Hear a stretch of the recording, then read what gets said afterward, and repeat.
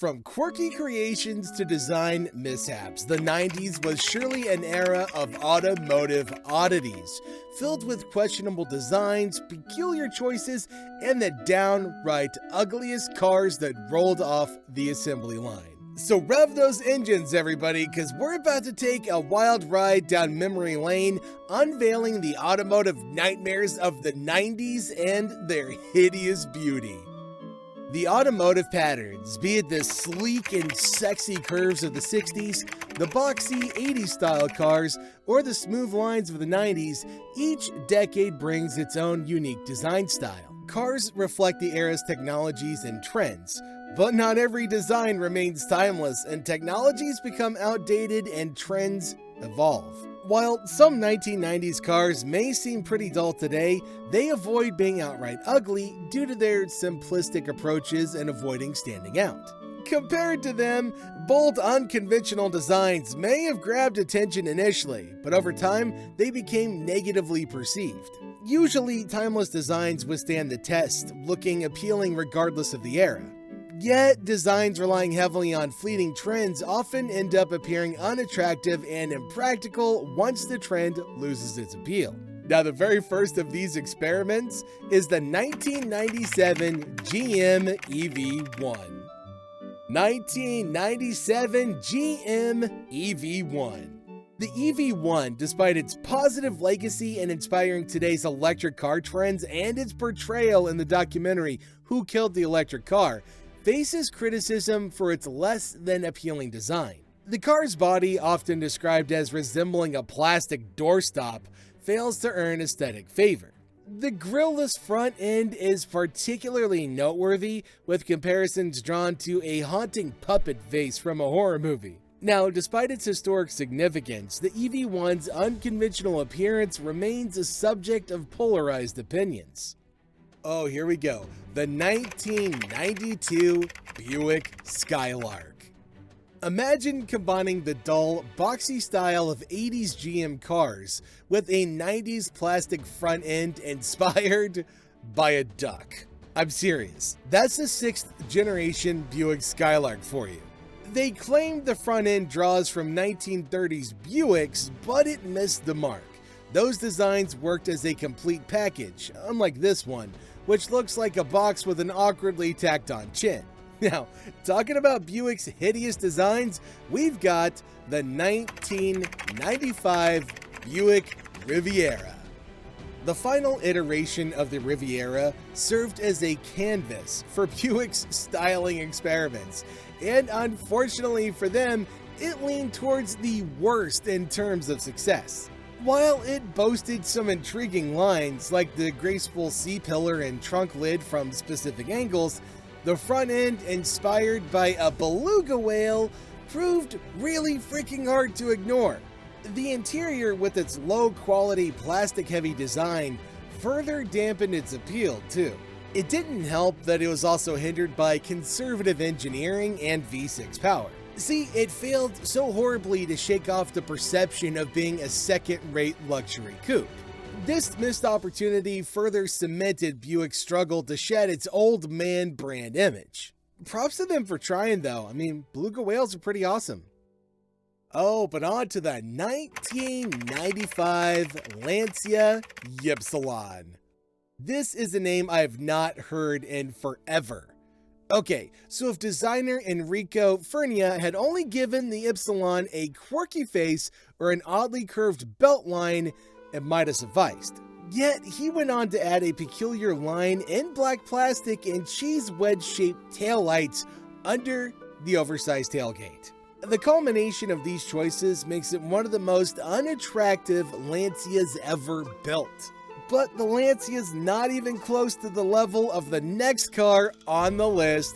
We're looking at you, the 1996 Suzuki X90.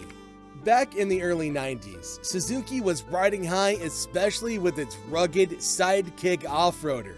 Until the X90 came along, that is. See, it was intended to be cute and fun, and it turned out to be the exact opposite. If you stumble upon one at a car show, every angle just makes it look silly and ridiculous. Critics often likened it to a Barbie car, but even Barbie would have disapproved of this thing and probably wouldn't be caught dead in it. Now, beyond its awkward appearance, the X90 lacked a back seat, trunk space, and get this, off-road capabilities, rendering it absolutely useless as an SUV. It really was as bad as its looks suggested that it was. Okay, here we go, something that sounds like it ought to be a snack, the 1998 Fiat Multipla. Okay, the Fiat Multipla, often deemed one of the ugliest cars ever, is almost comically strange. Okay, so its front end isn't that bad, but the real issue is the upper half.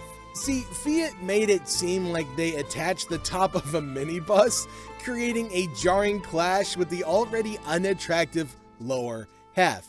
It's an attempt at design that just doesn't come together and multiplies the ugliness. Some designers should try being sober once in a while.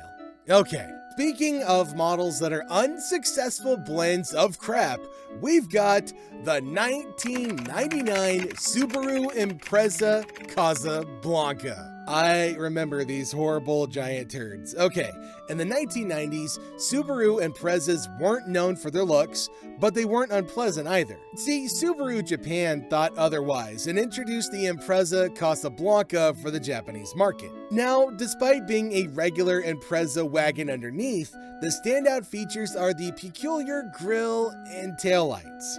The decision to blend an old-school British luxury-style front end with a robust wagon remains puzzling to this day. I don't even have words for this one. This is the 1999 Reliant Robin.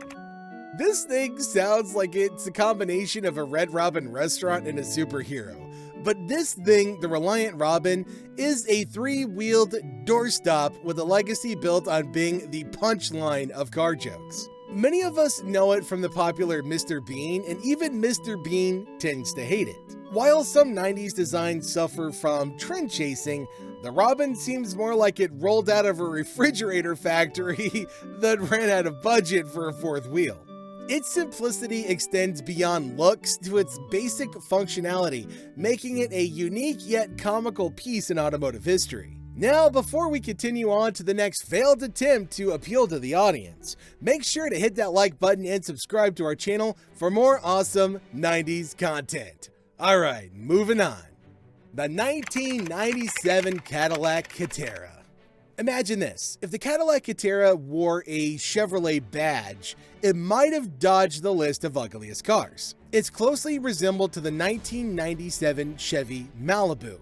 Seeking European flair, Cadillac imported the Opel Omega, but forgot that a badge doesn't define a Cadillac. Once associated with stateliness, the Catara lost its elegance, blending into anonymity. Cadillac learned its lesson, crafting the stylish CTS a handsome redemption from the Catara era. It's also what I drive personally. Now, sometimes even luxury brands need a reminder that a badge alone can't carry the grace of a true Cadillac. Okay, this one I actually take offense to because my best buddy had one of these. I'm talking about the 1996 Ford Taurus. Okay, the original Ford Taurus set a style benchmark, leaving Ford in a quandary of how to surpass it. However, what they shouldn't have done is what they did with this model. See, striving for revolution, Ford went all in for roundness. Round headlights, grille, roof, and rear window. Unveiled at the 1995 Detroit Auto Show, the reaction was likely more people going round the back of the stand to throw up than actually applauding for this thing. Sometimes, reaching for a revolutionary car can result in a round of unintended consequences. On the bright side though, it made these things super cheap and super affordable. Speaking of Ford, we've got another contestant, another one for the failures, the 1994 Ford Mustang.